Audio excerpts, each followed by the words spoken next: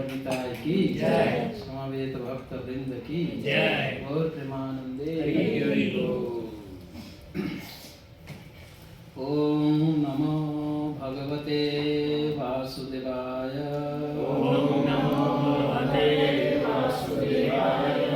ओम नमो भगवते वासुदेवाय। ओम नमो भगवते वासुदेवाय। ओम नमो भगवते वासुदेवाय। ओम नमो भगवते वासुदेवाय। अज्ञानं तिमिरन्धस्य ज्ञानाञ्जनशलाकया चक्षुरुन्मीलितं येन तस्मै श्रीगुरवे नमः। श्रीचैतन्यमनोभीष्टं स्थापितं येन भूतले स्वयं रूप कदा मह्यं ददाति सपदान्तिकं।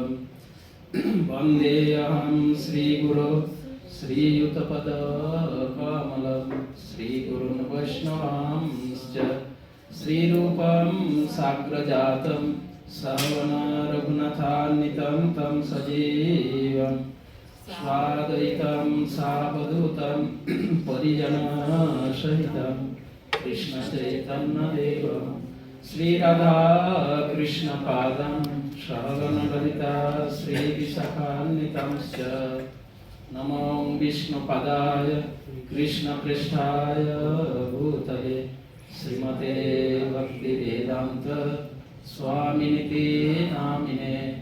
नमस्ते सरस्वती देवे गौरवाणी प्रचारिणे निर्विशेष शून्यवादी पाश्चात्यदेशतारिणे।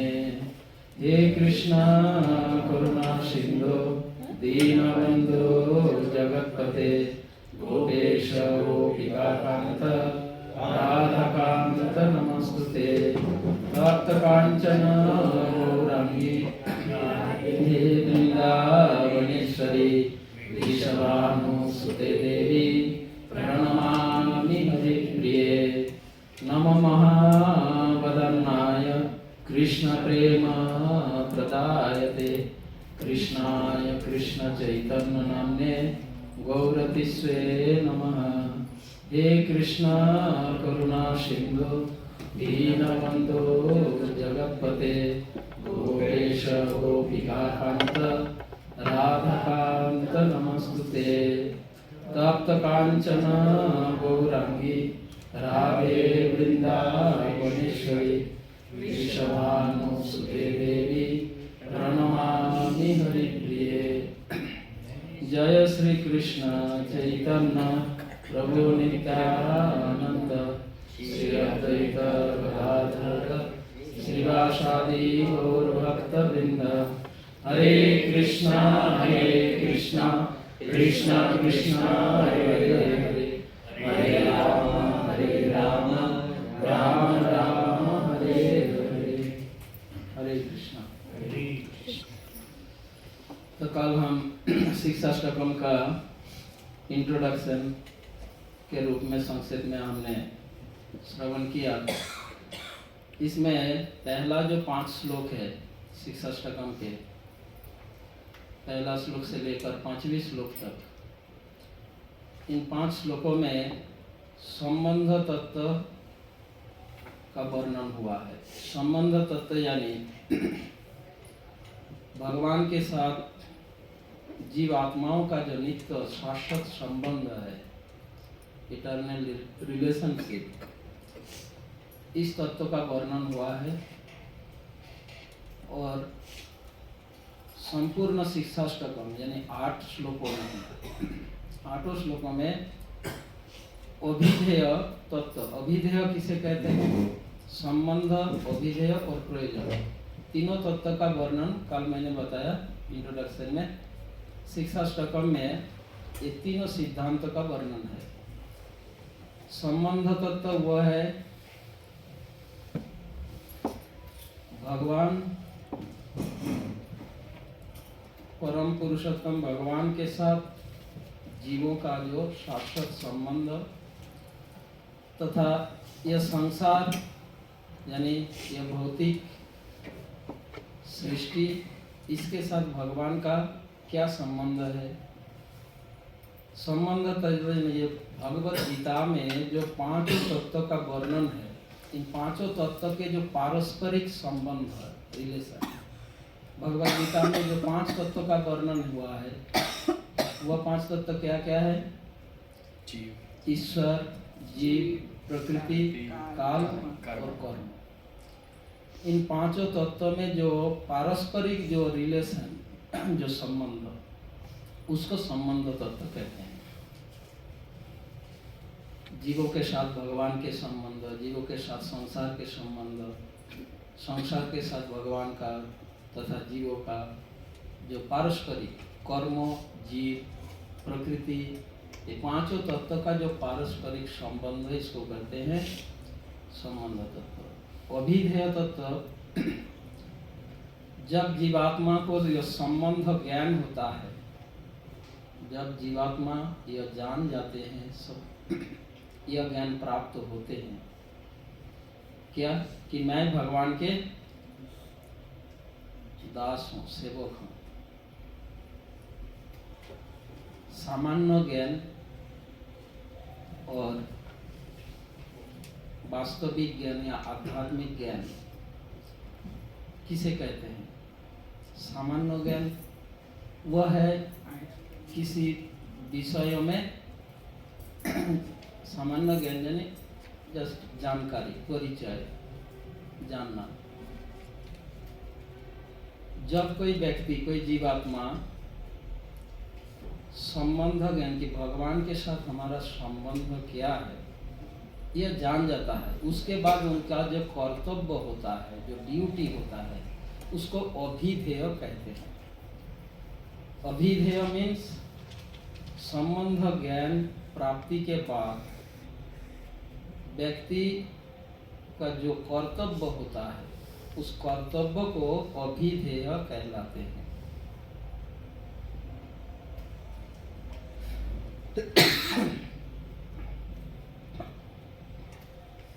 मेरे हिसाब से हम सभी को कल से मेरे गले में ठंडा कैच कर लिया।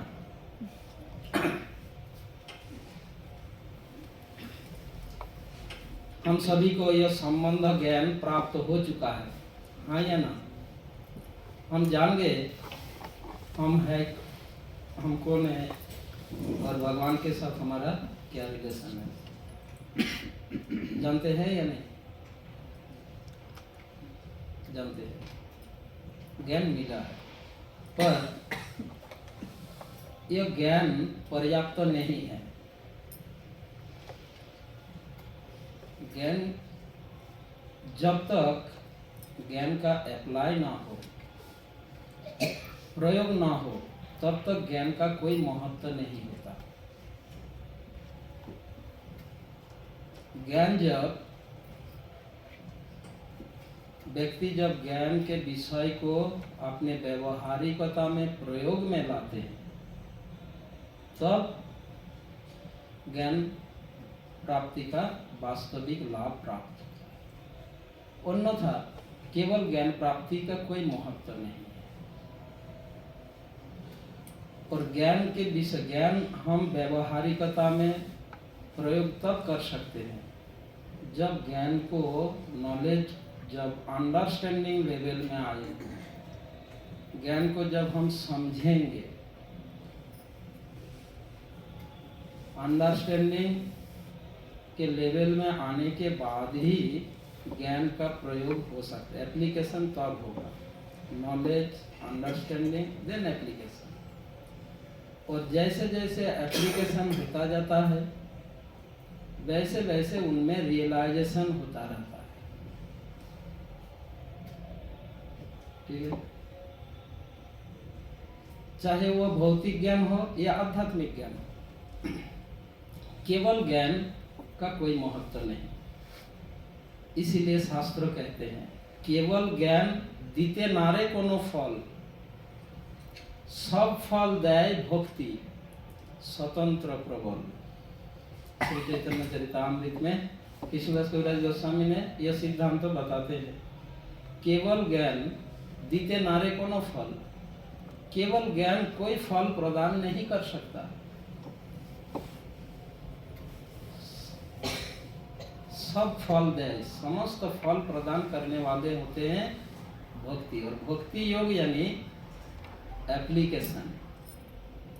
भक्ति मीन्स एप्लीकेशन, व्यवहारिक जीवन में उसका प्रयोग, उसे भक्ति योग कहते हैं। प्रैक्टिस, डिवोशनल सर्विस प्रैक्टिस करना होता है, प्रयोग करना होता है। तो ज्ञान तो हमें रिजल्ट प्रदान करेगा। ज्ञान हम कब अप्लाई कर सकते हैं? जब हमारा उस ज्ञान के विषय को अंडरस्टैंडिंग हो, हम समझे। समझना और जानना, इन दोनों में क्या अंतर है?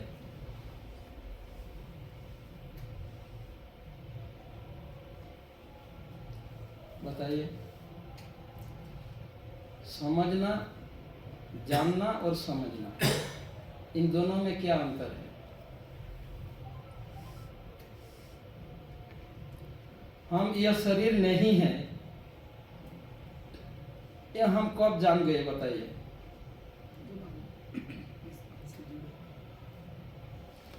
हम यह शरीर नहीं है, हम आत्मा है। यह नॉलेज हमें कब मिला? जब हम प्रभुपाद के संपर्क में आ गए, इस्कॉन के संपर्क में आ गए, तब हमें यह ज्ञान मिल चुका है कि हम यह शरीर नहीं है। क्या इस ज्ञान का अंडरस्टैंडिंग मेरा हुआ या नहीं? मैं कैसे समझूं कि मैं यह शरीर नहीं हूं? ये मैं समझ गया। मैं जान गया ये तो ठीक है, पर मैं समझ गया। देखिए, शिक्षा स्टॉकहोम की जो शिक्षा है, इसको अगर इस शिक्षा को, इस ज्ञान को अगर हम इसका अगर चैतन्य महाप्रभु, भगवान चैतन्य महाप्रभु जो शिक्षाएं दिए है, इसको हमारी व्यवहारिकता में अगर लाभ प्राप्त करना है तो हमें इस तरीके से इसको समझना होगा। उसी के लिए मैं ये एक्सप्लेन कर रहा हूँ। अन्यथा हम तो एवरीडे शिक्षा स्टॉकहोम रिसाइट कर रहे हैं, पढ़ रहे हैं, बोल भी रहे हैं, पर इसका वास्तविक लाभ हम उठा नहीं पा रहे हैं।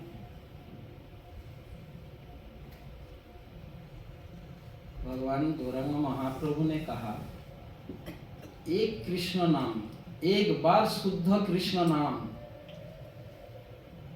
एक बार, वन टाइम अगर हमारे मुंह से निकल जाए तो समस्त कर्म से मुक्त हो जाए, पाप से मुक्त हो जाए। एक कृष्ण नामे যত पाप हरे, जीवेर साध्य নাই তত पाप करे। श्री चैतन्य भागवत। किसी जीवात्मा का सामर्थ्य नहीं है कि उतना वो पाप कर सके। एक बार एक कृष्ण, शुद्ध कृष्ण नाम उच्चारण करने से इतना पाप नष्ट हो जाता है। तो हम कितना बड़ा कृष्ण नाम कर रहे, पर हम नहीं, मुक्त नहीं हो पा रहे। क्यों? यही रीजन है। तो हम शुद्ध नाम करना होगा, क्योंकि हमसे शुद्ध नाम नहीं हो रहे। ठीक है, तो इसका एक्सप्लेनेशन आगे आएगी। अभी जो मैं बता रहा हूँ, ज्ञान और अंडरस्टैंडिंग, जो नॉलेज और अंडरस्टैंडिंग में क्या अंतर, क्या है, क्या फर्क क्या है?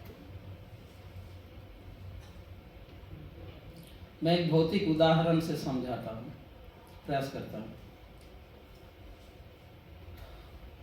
हम सभी जानते हैं पानी गर्म है ना? हाँ, ठीक है, थैंक यू।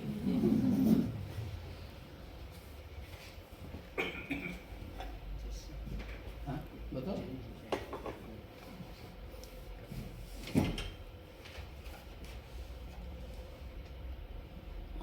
सही है, क्योंकि मुझे ठंडा कैच कर दिया, क्या करें। मैं एक भौतिक उदाहरण लेता हूँ। हम सभी सुन चुके हैं कि इस भौतिक सृष्टि में 84 लाख प्रकार के प्रजातियां हैं, जीव प्रजाति है। क्या हम 84 लाख प्रजाति से परिचित हैं? हम सभी कोई जानते, हम में से कोई जानते हैं 84 लाख जीवों से हम परिचित हैं? नहीं ना। अब कुछ जीवों को हम जानते हैं, 84 लाखों को हम नहीं पहचानते। अब मान लीजिए अभी कुछ समय के लिए डॉग, कुत्ता को मैं नहीं जानता, मैं कभी देखा नहीं और ना ही मैंने ये नाम सुना कुत्ता। कुछ समय के लिए मान लीजिए मेरे लिए कि मैं कुत्ता नाम के किसी जीव को नहीं जानता, नहीं पहचानता, कोई जानकारी नहीं है मेरा। मैं फर्स्ट टाइम कुत्ता को देखा और आपसे पूछा ये क्या है, आप जानते, आपने बताया मेरे को ये डॉग है, कुत्ता है। मैं तो पहली बार इस शब्द सुना, डॉग, ये कुत्ता, और पहली बार देखा। तो मैं आपसे पूछा ये कुत्ता क्या होता है? जब आपने कहा ये कुत्ता है तो मैंने पूछा ये कुत्ता क्या होता है? आपने मेरे को बताया कुत्ता कुत्ता होता है। तो इसका मतलब हुआ आप कुत्ता को पहचानते हैं, जानते हैं, पर समझते नहीं। अगर आप में अंडरस्टैंडिंग होता, कुत्ता के विषय में समझ होती, तो जब मैं दूसरा प्रश्न पूछा था कि कुत्ता क्या होता है, तो इसका एक्सप्लेनेशन आप दे सकते थे। कैसे? कि कुत्ता एक ऐसे प्राणी है कि ये बहुत वफादार होता है, पालतू जीव है और बहुत वफादार होते हैं, अपने मालिक के साथ ये बहुत वफादारी रहता है। इसका सुनने का श्रवण शक्ति बहुत तेज है, दूर की आवाज से ये पहचान लेता है। इसका गंध सूंघने का शक्ति बहुत तेज है, गंध सूंघ कर ये पहचान लेते हैं। इस प्रकार से कुत्ता के कैरेक्टर को, उनके विशेषताओं को, उसके सिम्टम्स को, उसकी एक्टिविटीज को आप एक्सप्लेन कर सकते हैं। अगर करें तो माना जाएगा कि आप कुत्ता के बारे में केवल जानते हैं नहीं, समझते भी हैं। और जिनमें ऐसा समझदारी हो वो कुत्ता का यूज ले सकता है, और जिनमें यह समझदारी नहीं है कुत्ता के बारे में, वो कुत्ता का क्या यूज लेगा, यूटिलाइज कर पाएगा कुत्ता? तो अंडरस्टैंडिंग मीन्स मोर एक्सप्लेनेशन, जानकारी मीन्स, नॉलेज मीन्स जस्ट परिचय, identification. Knowledge means just identification. Understanding means more and more explanation. अब बताओ, मैं यह शरीर नहीं हूँ, मैं आत्मा हूँ। यह नॉलेज हमें तो किसी को 20 साल पहले, किसी को 30 साल पहले, किसी को 10 साल पहले यह ज्ञान मिल चुका है हमें, पर अभी हम इसका अंडरस्टैंडिंग में, इस ज्ञान का अंडरस्टैंडिंग हमारा नहीं हुआ। अभी भी अगर हमें से किसी आपसे पूछा जाए कि आत्मा क्या है, आत्मा आत्मा होता है। मतलब अगर आपसे पूछे आत्मा क्या है तो आप आत्मा का एक्सप्लेनेशन नहीं दे सकते, तो मतलब आत्मा का अंडरस्टैंडिंग नहीं है। ठीक उसी प्रकार तो इस शिक्षाष्टकम के विषय को हमें केवल जानना नहीं, इसको समझना जरूरी है। जब हम इस शिक्षाओं को समझेंगे तब हम अपने व्यवहारिक, कृष्ण भावनामृत व्यवहारिक जीवन में हम इस शिक्षा का अप्लाई करेंगे। और जैसे हम इसका अप्लाई करेंगे, इसका प्रयोग में लाएंगे, तब हम इसका बेनिफिट, तब इसका लाभ हम प्राप्त करेंगे। कल हमने सुना इंट्रोडक्शन में, कलियुग का युग धर्म भगवान के दिव्य नामों का कीर्तन। अब शिक्षाष्टकम इसी से शुरू होगा और हम कर भी रहे हैं, है ना, परिणाम कीर्तन कर भी रहे हैं, पर इसका जो लाभ हमें प्राप्त होना चाहिए वो नहीं हो रहा। अगर होता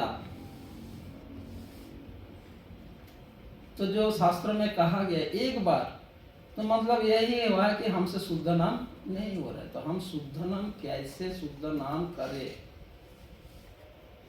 वही शिक्षा महाप्रभु यहाँ पर दे रहे हैं। तो शिक्षाओं को हमें समझना जरूरी है। तो इसलिए शुरू करने से पहले, हाँ, मैंने जो शुरुआत किया था जिस बात का, 8 श्लोकों में ही अभिधेय विषय का वर्णन। अभिधेय यानी एप्लीकेशन, कर्तव्य। मैं जान गया कि मैं भगवान के दास हूँ, सेवक हूँ, है ना। मेरा कर्तव्य है उनकी, सर्वेंट का ड्यूटी क्या होता है, बॉस का सेवा करना, यानी उनके आदेश निर्देश उपदेशों का पालन करना। एक सर्वेंट का ड्यूटी यही होता है। 8 श्लोकों में वही ड्यूटी का वर्णन हुआ है जीवात्माओं का।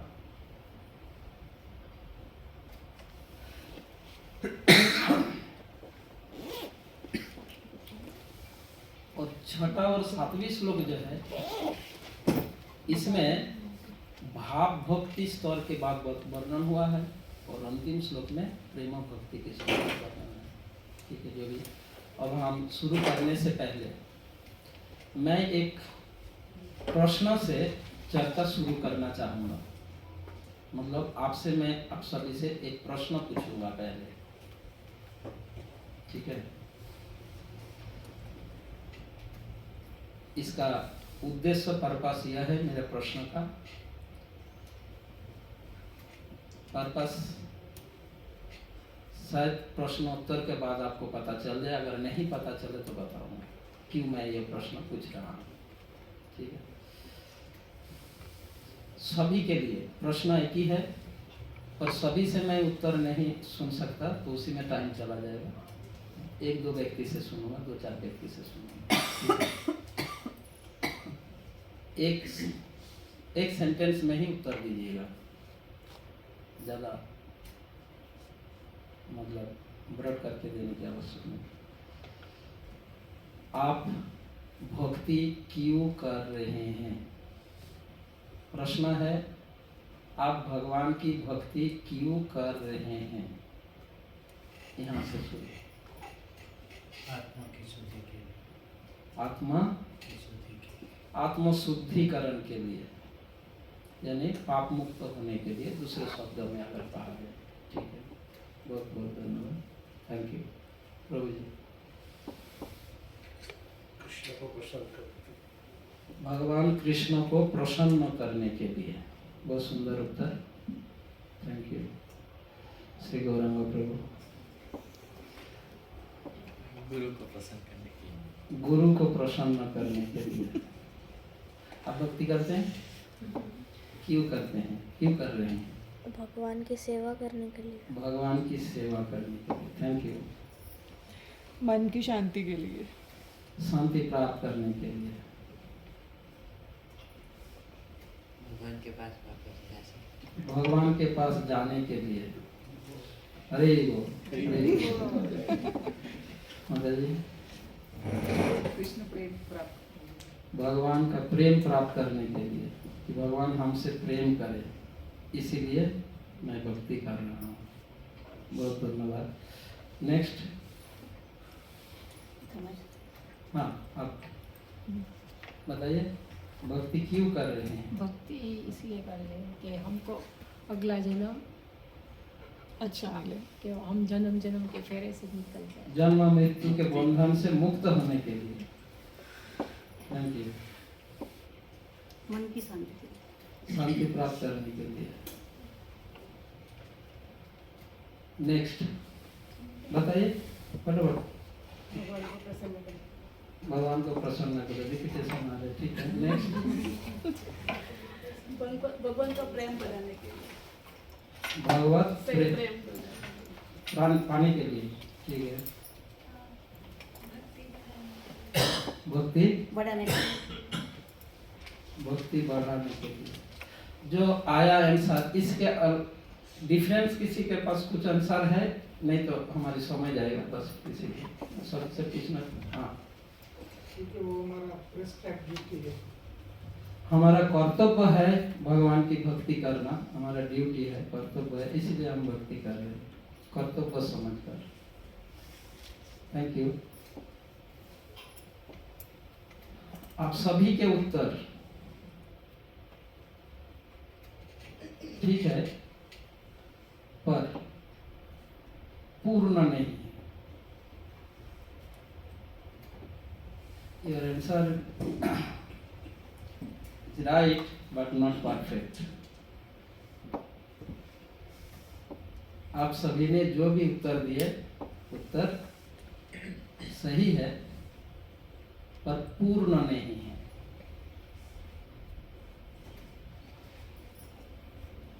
यहाँ पे कोई विद्यार्थी है जो अभी स्टडी कर रहे हैं? कोई विद्यार्थी है? क्या स्टडी कर रहे हैं? अकाउंटिंग। सीए। आप सीए का स्टडी क्यों करना चाहते हैं? क्यों कर रहे हैं?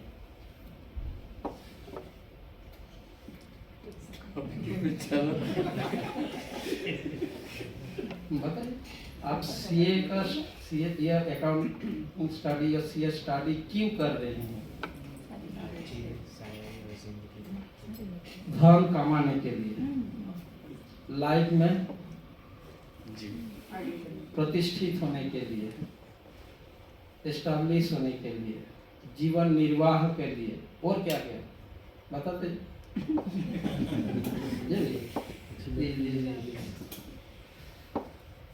अगर यही आपका स्टडी का पर्पस हो, आपके लिए क्या बोलते हैं, लक्ष्य को प्राप्त करना बहुत डिफिकल्ट। आपने जो आंसर दिया, आपका स्टडी का पर्पस अगर यह है, तो आपके लिए गोल को प्राप्त होना बहुत मुश्किल होगा। आपका पर्पस होना चाहिए एक परफेक्ट सीए बनने के लिए। इस पर्पस में अगर आप स्टडी करेंगे तो आपने जो कहा ना वो ऑटोमेटिक होगा। पर आपका पर्पस ये ना हो, कुछ और हो, और आप परफेक्ट सीए नहीं बन पाया, तो वो जो आप सोच रहे हो वो होगा क्या? तो आपका पर्पस क्या होना चाहिए? एक परफेक्ट सीए बनना। एक इंजीनियरिंग स्टूडेंट का पर्पस क्या होना चाहिए? एक परफेक्ट इंजीनियर बनना। अगर वो परफेक्ट इंजीनियर बने तो वो जो जो चाहता है वो ऑटोमेटिकली मिल जाएगा। एक मेडिकल स्टूडेंट का पर्पस होना चाहिए परफेक्ट डॉक्टर बनना। अगर वो परफेक्ट डॉक्टर बने तो वो जो चाहता है वो सब कुछ ऑटोमेटिकली मिल जाएगा। तो ऐसे ही एक डिवोटी का भक्ति करने का पर्पस क्या होना चाहिए? एक परफेक्ट डिवोटी बनने का। तो आप भक्ति क्यों कर रहे हैं? भक्त बनने के लिए। अगर हम भक्त बनेंगे तो आप लोग जो जो आंसर दिया वो तब सिद्ध होगा, तब मिलेंगे। और भक्ति करके भक्त नहीं बन पाए तो वो जो आप लोग जो आंसर दिया, क्या वो कभी मिलेगा? नहीं मिलेगा। तो हमारा भक्ति का पर्पस एक अच्छा भक्त बनना। अच्छा भक्त हम कैसे बनेंगे, यही शिक्षा महाप्रभु इस शिक्षा स्टकम में दिए। हम कैसे एक अच्छा भक्त बन सकते हैं, अब उन शिक्षाओं को हमें जानकर अच्छे से समझना है, और जब समझेंगे तो हम उन शिक्षाओं का अपने व्यवहारिक जीवन में प्रयोग कर पाएंगे, और तभी हमें वास्तविक लाभ प्राप्त होगा। ठीक है, अब हम शुरू करेंगे। ऑलरेडी टाइम गया, पर ये जरूरी है, इसको सुनने के बाद हमें लगता है नहीं, अब हमें ध्यानपूर्वक इसको जानना चाहिए, समझना चाहिए और इसका ये करना चाहिए। ऐसा हमें आंतरिक रूप से एक प्रकार का इंस्पिरेशन जस्ट ये करने के लिए मैंने मेरा प्रश्न पूछने का पर्पस यही था कि हम इस चर्चाओं को उस प्रकार अटेंटिवली हम ध्यानपूर्वक सुने और इसका लाभ उठा सके। ठीक, हरे कृष्ण। तब 14 नंबर स्लाइड। तो ये शिक्षा स्टकम का पहला श्लोक है, स्क्रीन पर आप देख रहे हैं। श्लोक को हम एक साथ पढ़ेंगे और आप में से कोई व्यक्ति ट्रांसलेशन पढ़ेंगे स्क्रीन में देखकर। ठीक है।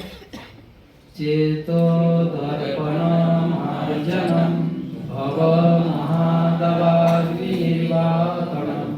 श्रेय कैरव चंद्रिका वितरणम विद्यावोतु जीवनम आनंदाम्बुधिवर्धनम प्रतिपदम पूर्णामृत आस्वादनम सर्वात्मस्नापनम परम विजयते श्री कृष्ण संकीर्तनम। श्री कृष्ण संकीर्तन की परम विजय हो। जो वर्षों से संचित मल से चित्त का मार्जन करने वाला तथा बारंबार जन्म मृत्यु रूप महादावानल को शांत करने वाला है। यह संकीर्तन यज्ञ मानवता का परम कल्याणकारी है, क्योंकि यह मंगल रूपी चंद्रिका का वितरण करती है। समस्त अप्राकृत विद्यारूपी वधु का यही जीवन है। यह आनंद के समुद्र की वृद्धि करने वाला है, और यह श्री कृष्ण नाम हमारे द्वारा नित्य वांछित पूर्णामृत का हमें आस्वादन कराता है।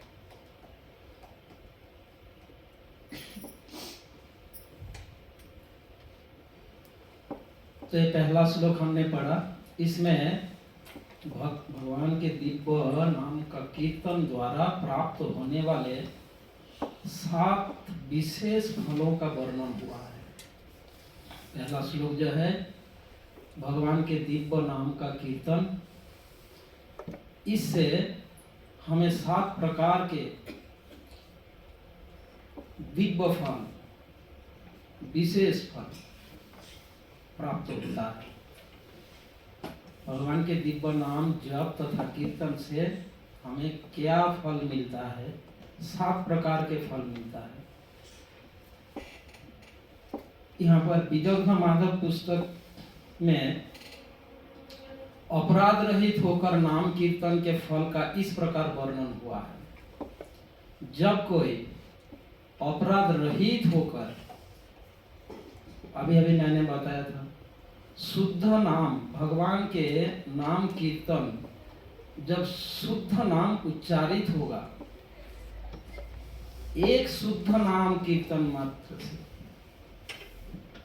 समस्त कलमश से मुक्त हो जाता है जीवात्मा। उसमें इतनी शक्ति है। तो यह विदग्ध माधव पुस्तक का यह श्लोक यहाँ पर उद्धृत किया गया। तुंडे तांडविनी, यह श्लोक आप लोग सुने होंगे पहले। तुंडे तांडविनी रति प्रतिम वितनुते तुंडावली लब्धे वर्ण कोड। इसका अनुवाद पढ़िए, श्लोक पर याद करना समझने कोई व्यक्ति पढ़िए अनुवाद। धन्यवाद। कृष्ण, ये दो वर्ण कितने अमृत के साथ उत्पन्न हुए हैं। पता नहीं, जब भी वे मुख में नट की भांति नृत्य करते हैं तब असंख्य मुख पान के लिए इच्छा बढ़ती जाती है। जब यह ध्वनि कर्ण में प्रवेश करती है तब करोड़ों कान पाने की इच्छा होती है। जब हृदय में उदय होते हैं तब समस्त इंद्रियों की क्रियाओं पर ये विजय प्राप्त कर लेते हैं। तो इस श्लोक में जो बात बताया गया, जब शुद्ध नाम उच्चारित होता है तो उसका क्या परिणाम, शुद्ध नाम उच्चारण का क्या सिम्टम्स तथा उसका क्या परिणाम है, विदग्ध माधव पुस्तक के श्लोक में श्रील रूप गोस्वामी जी वर्णन किए। यहाँ पर जो बताया गया कृष्ण, ये दो वर्ण, ये जो दो अल्फाबेट, दो अक्षर, ये जो दो लेटर है कृष्ण, ये दो वर्ण कितने अमृत के साथ उत्पन्न हुए हैं। पता नहीं, जब भी वे मुख में नट की भांति नृत्य करते हैं, यानी जब यह दो वर्ण, यह दो ध्वनि जब उच्चारित होता है तब असंख्य मुख पाने के लिए इच्छा बढ़ती जाती है। यह शुद्ध नाम उच्चारण का सिम्टम्स है। हम भी नाम कीर्तन करते हैं, हरे कृष्णा कृष्णा कृष्णा हरे हरे राम राम राम हरे हरे। तो ये जो कृष्ण शब्द, ये जो हम जो उच्चारण कर रहे हैं, ये यदि जब शुद्ध रूप में उच्चारित होगा तो यह सिम्टम्स जो यहाँ पर वर्णन हुआ है,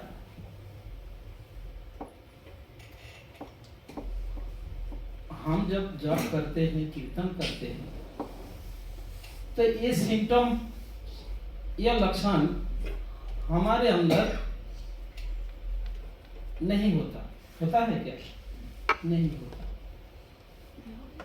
हमारा जप और कीर्तन किस प्रकार है, हो सकता है आप लोगों का नहीं, मेरा जो मैं बताता हूँ,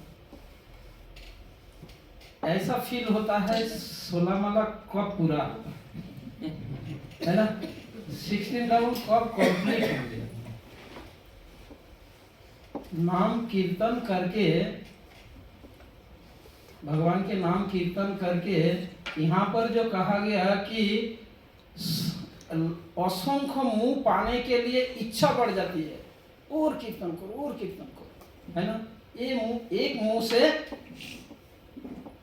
सेटिस्फेक्शन नहीं मिलेगा, ऐसा फील होगा। और हमारा फीलिंग्स कैसा है, कब खत्म होगा। हम जप करके अमृत हमें नहीं मिलती।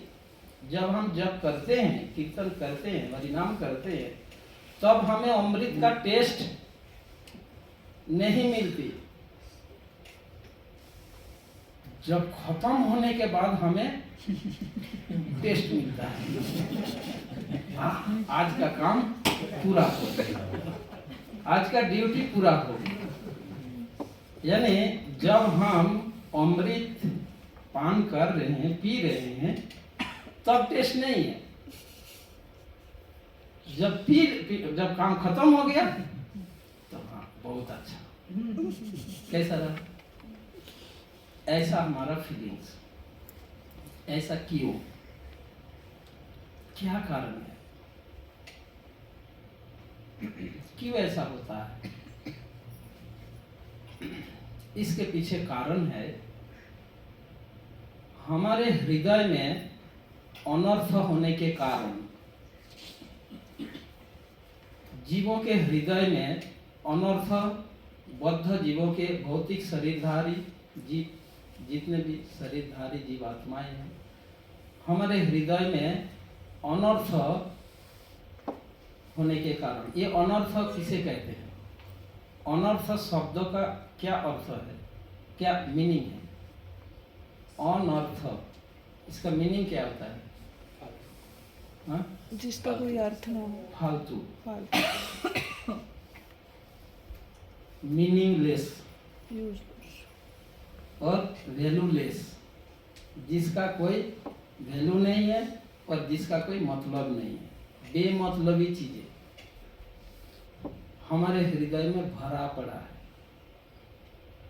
उन सब अनर्थ के कारण हम जब ये कृष्ण नाम कीर्तन करते हैं तो हमें अमृत का स्वाद नहीं मिलता, क्योंकि हमारी जो चेतना, हृदय में जो कॉन्शसनेस, जो चेतना है, यह चेतना कलुषित चेतना है। इस कलुषित चेतना, अनर्थ के कारण चेतना कलुषित हुआ है, और जिस कारण हमें यह अमृत का टेस्ट नहीं मिलता। इसीलिए हमारी जो चेतना का जो लेवल है, जो धरातल है, कलुषित चेतना का जो धरातल, इसमें यदि चेतना शुद्ध होता तो ये नाम, जो कृष्ण शब्द, ये अमृतमय है, और तब लाखों करोड़ों मुंह से बोलने का इच्छा जागृत होता और वो अमृत का टेस्ट मिलता। हमारी चेतना का जो धरातल है, यह क्या बोलते हैं, जैसे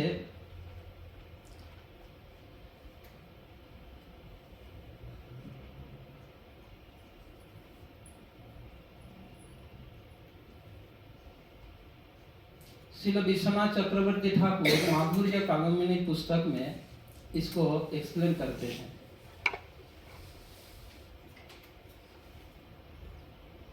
कलुषित चेतना वाले हृदय हम सभी, तो हमारे अंदर 5 प्रकार के दोष है। 5 प्रकार दोष द्वारा हम कलुषित है। हमारे हृदय में अनर्थ है, इसका प्रूफ, प्रमाण क्या है?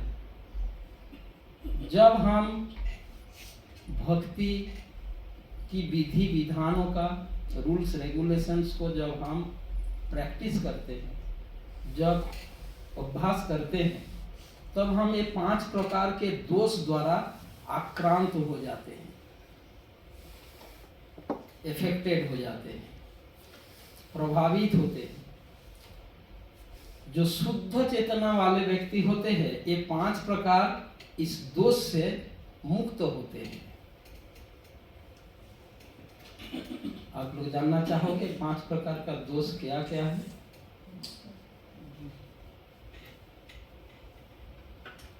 इससे पता चलेगा कि मेरे हृदय में कितना अनर्थ है, मैं ये 5 प्रकार के दोष से कितना अफेक्टेड हो रहा हूं, कितने प्रभावित हो रहा हूं, कितने मात्रा में। उसके अनुसार हमें समझना होगा कि मेरे हृदय में उतना ही अनर्थ है। तो ये 5 प्रकार के दोष क्या क्या है? पहला है लय। मैं पहले बताता हूं उसका मीनिंग। लय। दूसरा विक्षेप। तीसरा है अप्रतिपत्ति, और चौथा है रसास्वाद, और 5वां है कौशेला।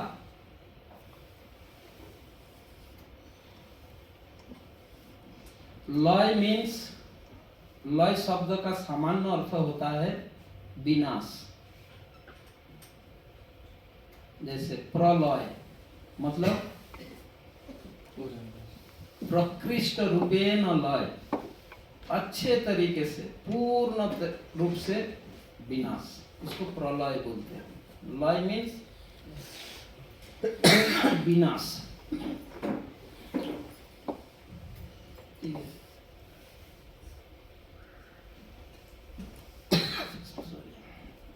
एक्चुअली मेरा मेडिसिन लेना मैं भूल गया आते समय, वो मेडिसिन लेता तो ये खांसी नहीं आती। जब हम डिवोशनल सर्विस प्रैक्टिस करते हैं, भक्ति के विधि विधानों का प्रैक्टिस करते हैं, जैसे हरिनाम, जप, कथा श्रवण, भगवान की विग्रह की सेवा, जो भी श्रवण, कीर्तन, स्मरण, वंदन, अर्चन, सेवा आदि जो भी करते हैं, रूल्स रेगुलेशंस को जो हम प्रैक्टिस करते हैं, तो ये जो लॉय द्वारा हम प्रभावित होते हैं, हम विनाश को प्राप्त हो जाते हैं। विनाश यानी मृत्यु, हम मर जाते हैं। सही है? यहाँ विनाश का अर्थ निद्रा। हम निद्रा द्वारा, नींद, स्लीप द्वारा हम अफेक्टेड हो जाते हैं, प्रभावित होते हैं। कौन कौन नहीं होते हैं? जब आप भक्ति की रूल्स फॉलो करते हैं तो निद्रा द्वारा आक्रांत नहीं होते हैं। कोई है? अगर तो नहीं होते हैं मतलब वो शुद्ध हृदय वाले हैं।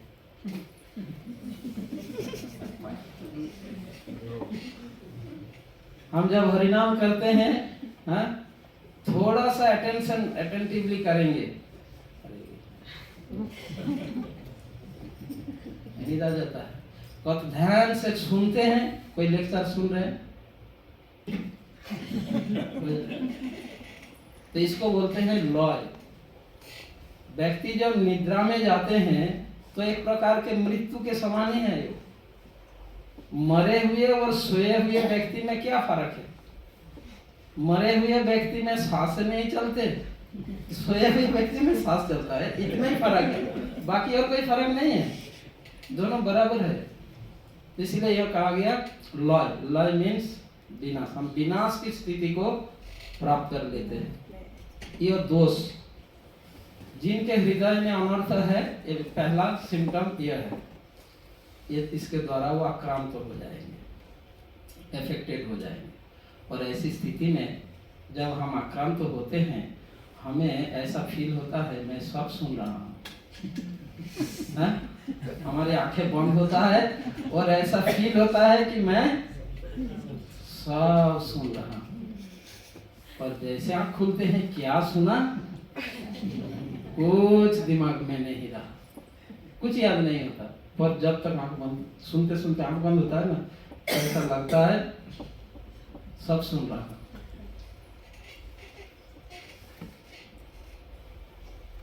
अभी टाइम कम है, नहीं तो मैं एक जोक बताने वाला था इस बारे में। टाइम कम है। तो पहला दोष है लॉय। दूसरा विक्षेप। विक्षेप मतलब भटकना। हमारी मन उस कार्य से, जो कार्य हम जो प्रैक्टिस कर रहे हैं, जो रूल्स फॉलो कर रहे हैं, उससे मन भटक जाता है। कीर्तन, श्रवण आदि जो भक्ति के रूल्स प्रैक्टिस करते समय, विधि नियमों का पालन करते समय हमारी मन भटक जाते हैं। इसको कहते हैं विक्षेप। अगर इसके द्वारा हम आक्रांत हो रहे हैं तो समझना चाहिए कि हम कितने मात्रा में हो रहे, उतने मात्रा में हमारे हृदय में अनर्थ है। अब हम में से कोई अधिक मात्रा में प्रभावित होते हैं तो कोई कम मात्रा में होता है, और होते हैं सभी। जो जितना अधिक मात्रा में इसके द्वारा प्रभावित हो रहे हैं इन सभी से, उनके हृदय में उतना ही अधिक अनर्थ है। लॉय, विक्षेप।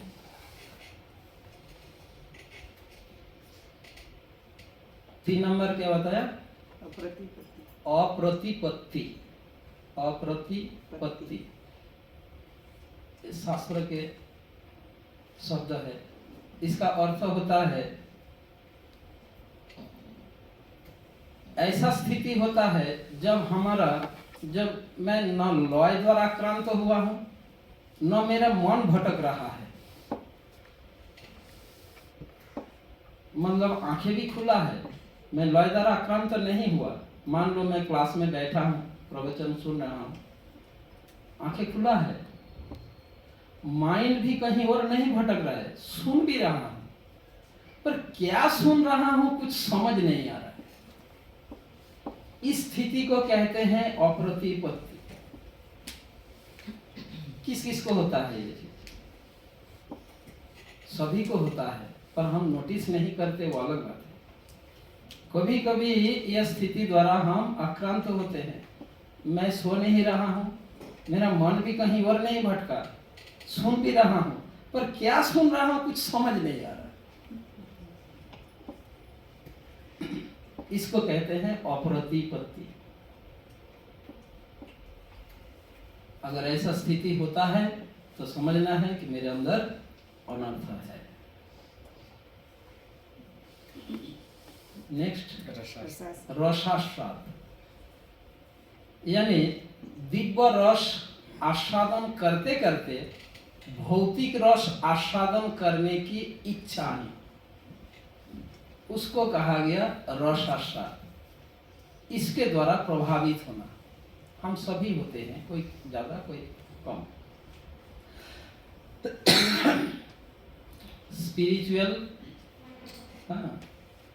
आध्यात्मिक रस आस्वादन करते करते भौतिक रस आस्वादन करने की इच्छा होना। आध्यात्मिक रस आस्वादन कर रहे हैं, सेम टाइम भौतिक रस आस्वादन करने की इच्छा है।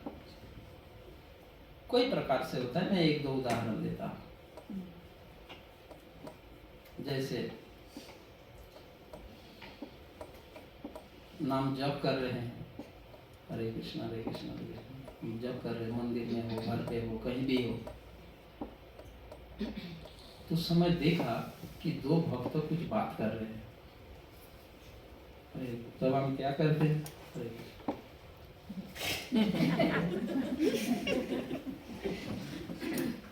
ठीक है, उन दोनों में क्या बातें चल रहा है, उसी में हम इंटरेस्ट लेते हैं।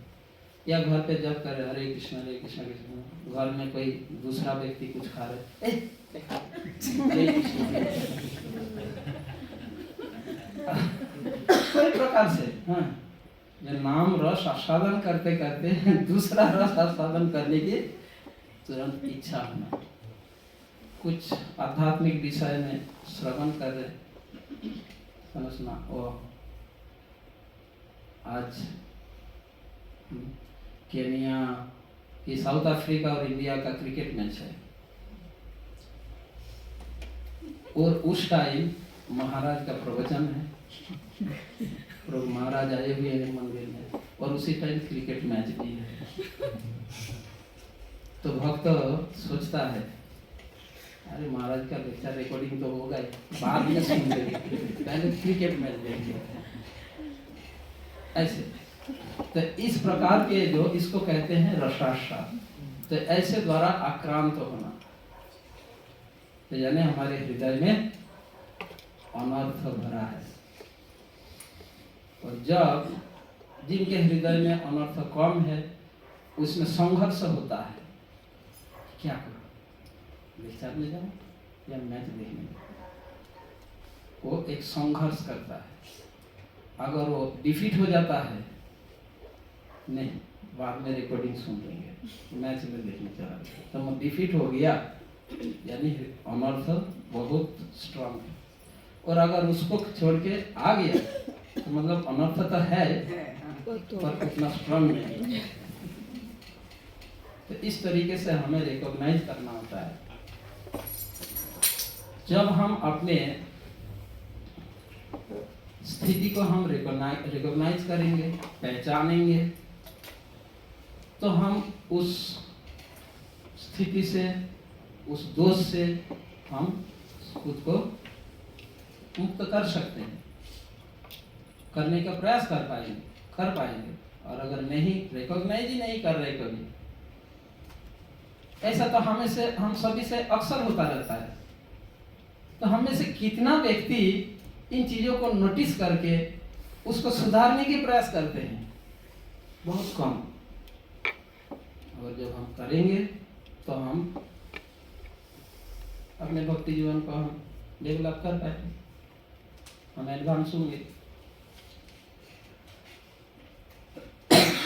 नेक्स्ट क्या था?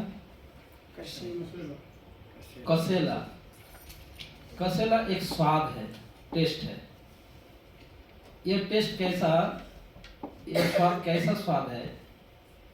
खट्टा, मीठा और कड़वी तीनों को मिक्स करने से जो स्वाद होता है उसको कसेला बोलते हैं।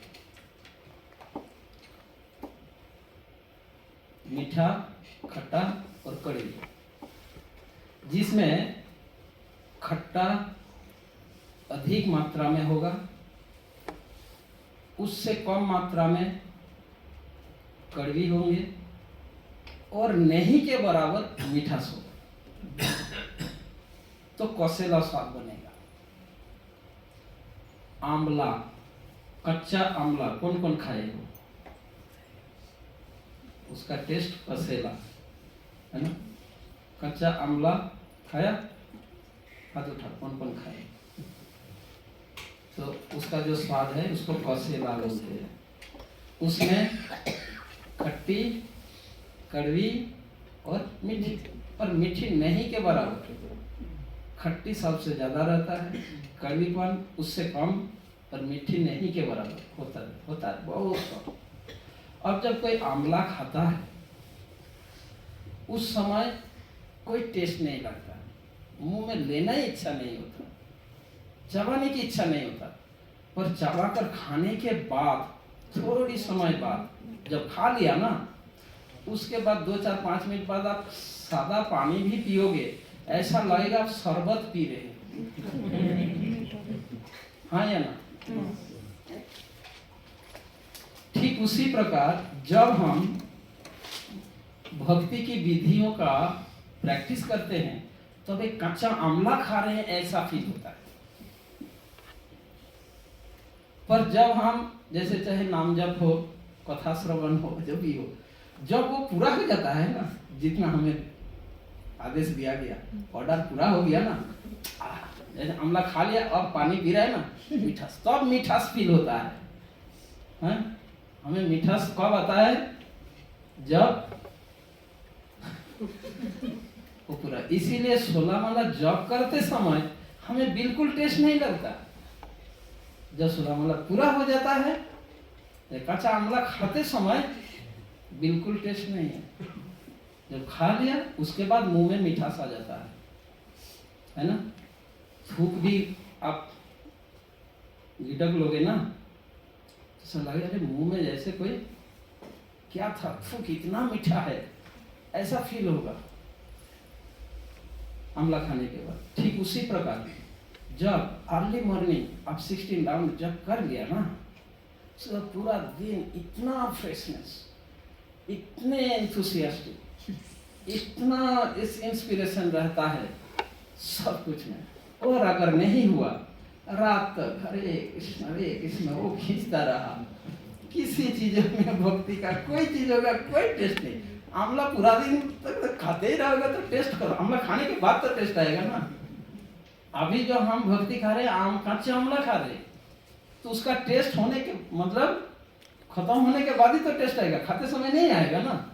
तो हमारी स्थिति ऐसा है।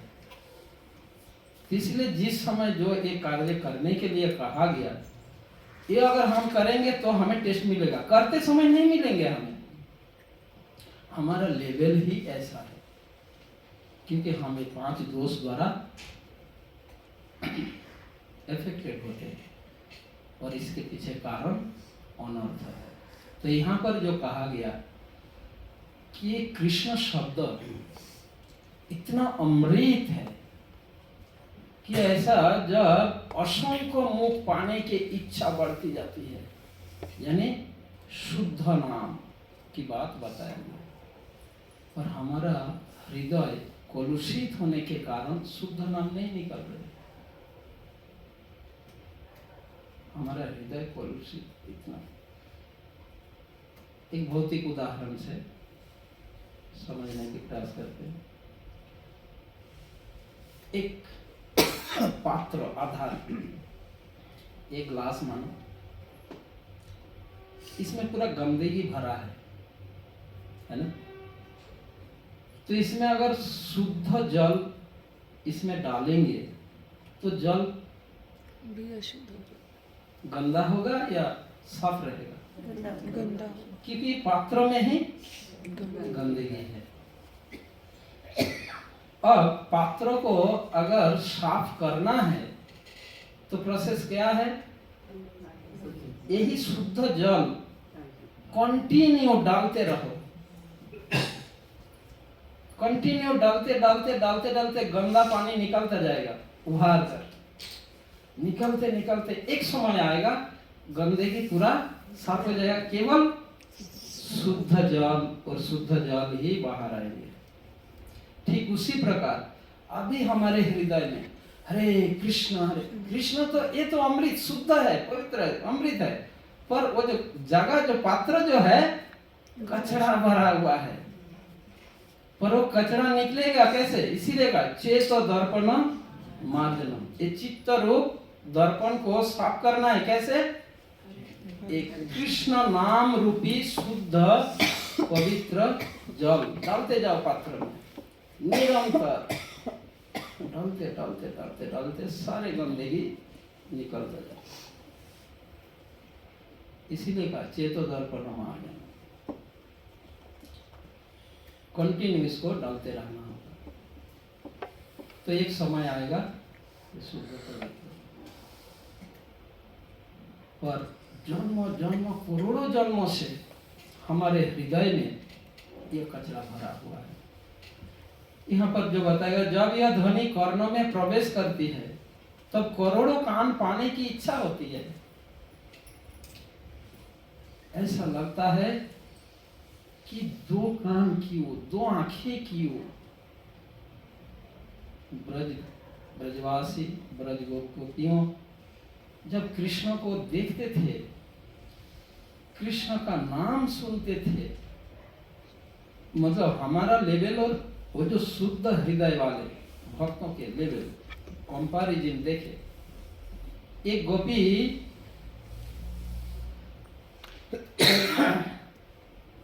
सृष्टिकर्ता विधाता को आरोप लगाती है, कोटि आंखें नाही दिल सबे दिल दुई, ताहाते निमेष दिल की देखी वो मुई। चंडीदास वैष्णव कवि चंडीदास ने यह पद लिखे हैं, वर्णन किए हैं कि मुझे विधाता सृष्टिकर्ता करोड़ों आंखें क्यों नहीं दिया, केवल दो आंखें दी, और ये दो आंखें में पलके निमेष पलके दे दिया। ये बार बार मेरे को डिस्टर्ब कर रही है। इससे यह उनके हृदय की भावना को अगर हम विचार करें कि एक पलक झपकने की समय को भी वो कृष्ण को दर्शन से दूर नहीं रहना चाहती, पलक झपकने के टाइम भी उनके लिए युगायित निमेषेन चक्षुषा प्रावृषाय सुन्नायितम जगत सर्वम गोविंदम। ये शुद्ध हृदय वाले व्यक्तियों का हृदय की भाव। और हम क्या करते हैं? अरे सुबह तो गया था मंदिर भगवान को दर्शन करने, फिर शाम को है ना। हमारी भाव यह होता है। और अगर दर्शन भी करने आते हैं और सेम टाइम जेब में अगर मोबाइल रिंग हो गया, राखो दर्शन, तुरंत hello hello hello hello hello करते करते मंदिर से बाहर निकल जाते हैं, दर्शन वर्शन सब छोड़ देते हैं।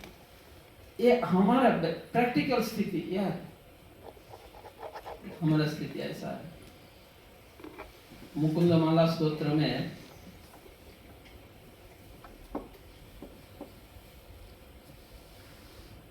सम्राट कुलशेखर का जो स्तुति है, शिल प्रभुपाद मुकुंदमाला स्तोत्र पुस्तक लिखे हैं, बहुत सुंदर।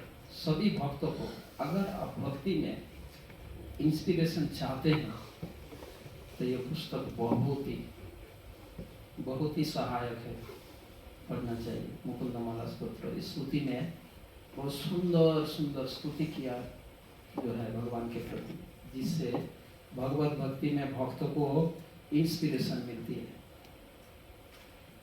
सभी भक्तों को पढ़ना चाहिए। तो एक स्तुति में सम्राट कुलशेखर ये बता रहे हैं,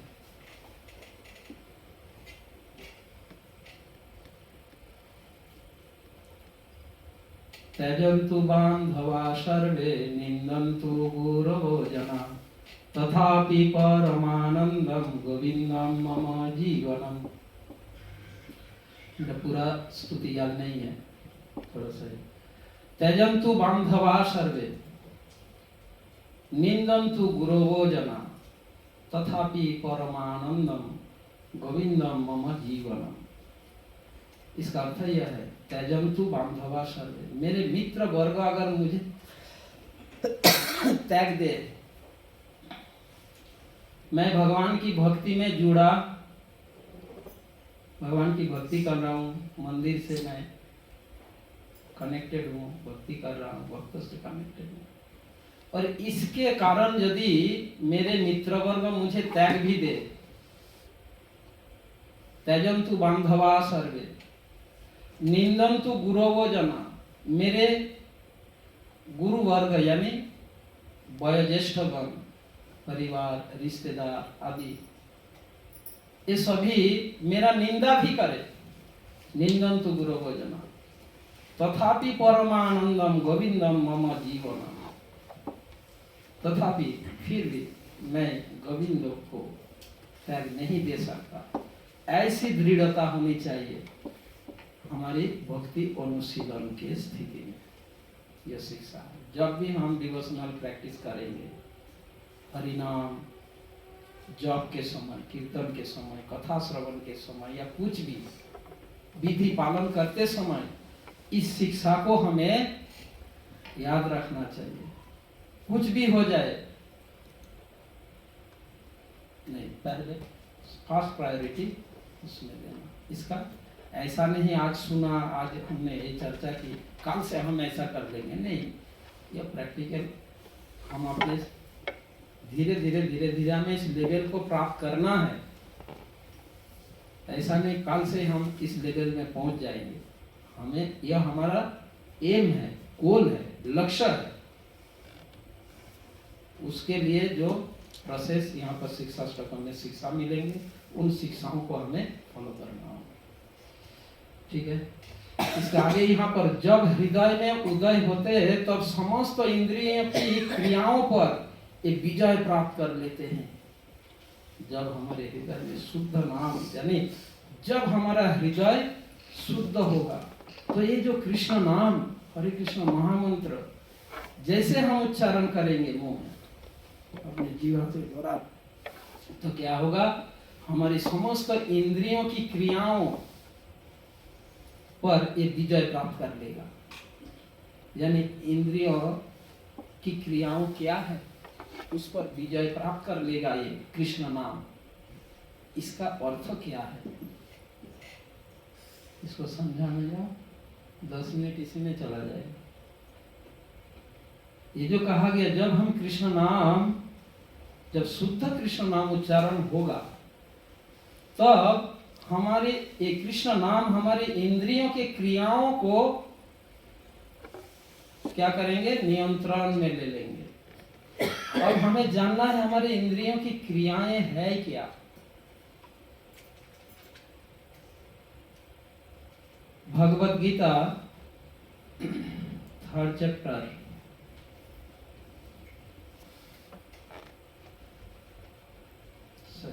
34 नंबर वर्ष, 34 नंबर वर्ष, कोई निकल सकते हैं?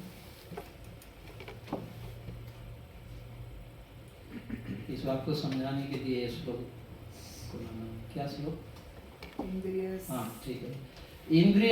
इंद्रियस्यर्थे राग देशो व्यवस्थितो तयोर्न वशम आगच्छेतो हि अस्य परिपंथिनो। यहाँ पर इंद्रियों की क्रियाओं का वर्णन हुआ है। इंद्रियस्य अर्थे राग देशो व्यवस्थितो तयोर्न वशम आगच्छेतो हि अस्य परिपंथिनो। इस श्लोक में इसका अर्थ यह है, इंद्रियस्य अर्थे, इंद्रियों में, इंद्रियों के विषयों के प्रति राग तथा देश व्यवस्थित कर दिया गया। भगवान कृष्ण कह रहे हैं जीवों के इंद्रियों में, इंद्रियों के विषयों के प्रति राग तथा देश भाव अरेंजमेंट कर दिए भगवान ने। हमारे इंद्रियों में, इंद्रियों के विषयों के प्रति इंद्रियों में राग और देश भाव अरेंजमेंट कर दिया, व्यवस्थित कर दिया। फिर दूसरा सेंटेंस कहते हैं त्वयोर्न वशम आगच्छेतो। पर ध्यान रखो, ये जो मैं राग और देश व्यवस्थित कर दिया इंद्रियों में विषय के प्रति, इसके वश में कभी मत आओ। ये राग और देश के वशीभूत कभी मत हो, क्योंकि ये क्या है, परिपंथीनो, ये आत्म साक्षात्कार के मार्ग में ये अत्यंत अवरोधक है, बाधक है। तो इस श्लोक में भगवान ने जो शिक्षा दिया, इसको समझेंगे तो वो बात, इंद्रियों की क्रियाओं का बात समझ आएगा। मैं बताता हूँ, हमारी जो 5 ज्ञानेंद्रिय हैं, पांचों ज्ञानेंद्रियों के 5 विषय है। क्या क्या? रूप, रस, गंध, शब्द और स्पर्श। आंख का विषय रूप, कान का विषय शब्द, नाक का विषय गंध, जीवा का विषय रस या स्वाद, और त्वचा का विषय स्पर्श। इन विषयों के प्रति हमारे इंद्रियों में, यानी रूप के प्रति आंखों में, शब्द के प्रति कानों में, गंध के प्रति नाक में, स्वाद के प्रति जीवा में, और स्पर्श के प्रति त्वचा में क्या उन्होंने डाल दिया? राग और देश डाल दिया। किसने? भगवान ने। भगवान खुद कह रहे हैं इंद्रियस्य राग और देश हो व्यवस्थित हो। मैं राग और देश, ये 2 चीज तुम्हारे इंद्रियों में डाल दिया मैंने। राग यानी आकर्षण, अट्रैक्शन, और देश मतलब विरक्ति, या दूसरे शब्दों में कहे, राग मीन्स स्वीकार करने की इच्छा, एक्सेप्ट करना, स्वीकारना, और देश मीन्स रिजेक्ट करना। समझे? हमारी इंद्रियों में एक्सेप्ट करना और रिजेक्ट करने का भाव, विचार को भगवान ने इंद्रियों में व्यवस्थित कर दिया। किसके प्रति? विषय के प्रति। आंखों में रूप के प्रति एक्सेप्ट और रिजेक्ट दोनों चीज आंखों में है। अगर आंखों को प्रिय लगेगा तो आंख में क्या प्रकट होगा? एक्सेप्ट करने का विचार आएगा। आंख को अप्रिय लगेगा, कोई रूप आंखों को अप्रिय लगता है तो आंखें रिजेक्ट करेगा। समझे? कोई शब्द कान को प्रिय लगेगा, कोई शब्द कान को अप्रिय लगेगा, रिजेक्ट करे। तो एक्सेप्ट और रिजेक्ट करने का ये जो भाव इंद्रियों में भगवान ने व्यवस्थित किया। और इस संसार में फिर भगवान कहते हैं ये जो एक्सेप्ट और रिजेक्ट करने का जो विचार मैंने डाल दिया, इसके बॉस में मत आओ। मतलब प्रियता और अप्रियता के आधार पर तुम एक्सेप्ट और रिजेक्ट मत करो।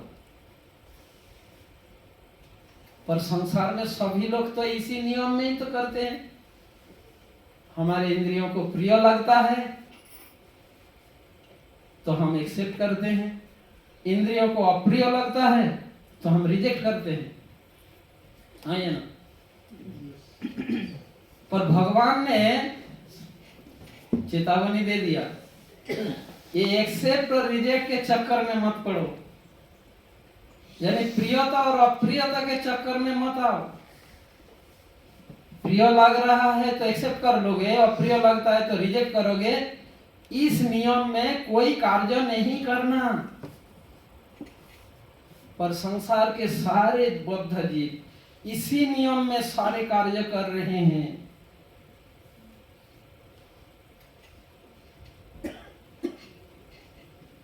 प्रश्न है तो हमें किस नियम में एक्सेप्ट और रिजेक्ट करना है। अगर जीना होगा तो एक्सेप्ट और रिजेक्ट तो करना ही पड़ेगा। इसमें कोई प्रश्न आ जाता है भगवान की इस बातों में, ये जो श्लोक भगवान ने बताया, इस बात का अगर भगवान की इस बात को समझने की प्रयास करेंगे तो कितने प्रश्न आएगा। पहला प्रश्न आएगा, अरे भगवान ऐसा सिस्टम बनाने तक क्यों, है ना, ऐसे ऐसे रिजेक्ट कर देगा ये चीज। एक तो ऐसा कर दिया स्थिति, और फिर कहता है इसके फॉलो मत करो। तो ऐसा किया क्यों, ये राग और द्वेष क्यों डाल दिया? अगर ये इतना खतरा है तो इसका उत्तर यह है, अगर ये राग और द्वेष इंद्रियों में भगवान नहीं डालते तो हमारा बॉडी पैरालिसिस बॉडी होता। क्या आप चाहते हैं आप एक पैरालिसिस बॉडी लेकर चले? बोलो। इंद्रियों में राग द्वेष है इसीलिए तो चल रहा है। अगर आप कहेंगे कि राग द्वेष भगवान नहीं डालते तो हमारा प्रॉब्लम नहीं होता, तो हमारा बॉडी कैसा होता है? पैरालिसिस बॉडी होता। तो इसलिए जरूरी भी है। पर हाँ, अब भगवान कहते हैं तो इसके नियंत्रण में, इसके कंट्रोल में, इसके बॉस में मत आओ, राग और द्वेष के बॉस में मत आओ। तो प्रश्न यह है, तो हम किस नियम के आधार पर विषयों को स्वीकार करें या कार्य करें या कार्य न करें, वो नियम क्या है? इसका उत्तर भगवत में आगे भगवान बताए। हमें भगवान ने बुद्धि दिया, बुद्धि द्वारा हमें विचार करना है। इंद्रियों को ये विषय प्रिय लग रहा है, क्या यह शास्त्र अनुमोदन करता है, परमिशन देता है? गुरु ने परमिशन देता है क्या यह स्वीकारने के लिए? बुद्धि से विचार करो। अगर इंद्रियों को कोई चीज प्रिय लगता है तो पहला कार्य होगा क्या? बुद्धि से विचार करो, क्या ये जो इंद्रियों को प्रिय लगता है इसे मैं स्वीकार करूं या त्याग दूं? किस नियम के आधार पर? कि क्या शास्त्र, गुरु, शास्त्र या भगवान, शास्त्र या गुरु इसको अलाउ किया है या नहीं? पहले विचार करो। अगर शास्त्र, गुरु, भगवान इसको अलाउ करते हैं, किया है, तो स्वीकार करो। अदरवाइज इंद्रियों को कितना ही प्रिय क्यों ना लगे, उसे स्वीकार मत करो। और यदि कोई चीज इंद्रियों को बहुत अप्रिय लगता है पर शास्त्र का निर्देश है कि उसे स्वीकारना चाहिए, तो इंद्रियों को अप्रिय लगने पर भी उसे स्वीकारना है। इस नियम के आधार पर हमें जीवन निर्वाह करना होगा, तो अभी हम आत्म साक्षात्कार की ओर आगे बढ़ेंगे। एक रहस्य इसमें है भगवद गीता के श्लोक में। आत्म साक्षात्कार की ओर आगे बढ़ने के लिए की पॉइंट है, जब व्यक्ति ऐसे विचार करते हुए वो कार्य करेगा। तो यहाँ पर जो कहा गया, इंद्रियों की क्रियाओं को पर विजय प्राप्त कर लेता है, यानी जब शुद्ध कृष्ण नाम कीर्तन करेंगे तब आप प्रियता अप्रियता के द्वारा आपका इंद्रियों बिल्कुल प्रभावित नहीं होंगे। इस संसार में चाहे इंद्रियों को कोई चीज कितना ही प्रिय क्यों ना हो, वो उसे रिजेक्ट कर देगा, पूरा कृष्ण के नियंत्रण में आ जाएगा हमारा इंद्रिय। और अगर हमारा इंद्रिय कृष्ण के नियंत्रण में गया, कृष्ण के नाम अभिन्न है, तो हम फुली सेफ, पूर्ण रूप से हम सुरक्षित। हम सुरक्षित नहीं है क्योंकि हम कृष्ण के शरण में, हमारे इंद्रियां आदि मन कृष्ण को हवाला नहीं किया हमने, उस पर हमने ये नहीं किया। पर जब कृष्ण नाम, शुद्ध कृष्ण नाम अगर होगा ना, आप चाहे उनको दो या न दो वो नहीं दिखेगा, वो खुद ही हमारे मन इंद्रिय सब अपने कंट्रोल में ले लेगा। तब हमारी और कोई खतरा नहीं रहेगा। बस इस भौतिक संसार में रहकर भी आप मुक्त आत्मा के स्तर में रहेंगे और वही हमारे जीवन के लक्ष्य है। तो कंक्लूजन यही है यहाँ पर कि हमें वही शुद्ध नाम हम कैसे करें, वो शिक्षा हमें चाहिए। कैसे हम शुद्ध नाम कीर्तन के धरातल को प्राप्त कर सके, लेवल को प्राप्त कर सके। भगवान ने कहा कितना इस हरिनाम कीर्तन से सारे होगा।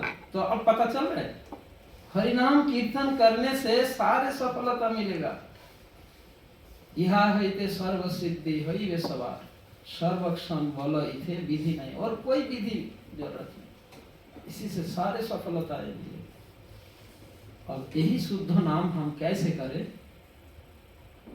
और इसका आगे की चर्चा हम कल करेंगे। टाइम तो समाप्त हो गया, और साथ साथ कल हम डिस्कस करेंगे ये पहला श्लोक में जो 7 प्रकार के लाभ हरिनाम जप से 7 प्रकार के दिव्य फल बेनिफिट लाभ होता है, इसको चर्चा करेंगे। हरे कृष्ण। किसी का कोई प्रश्न हो सकता है?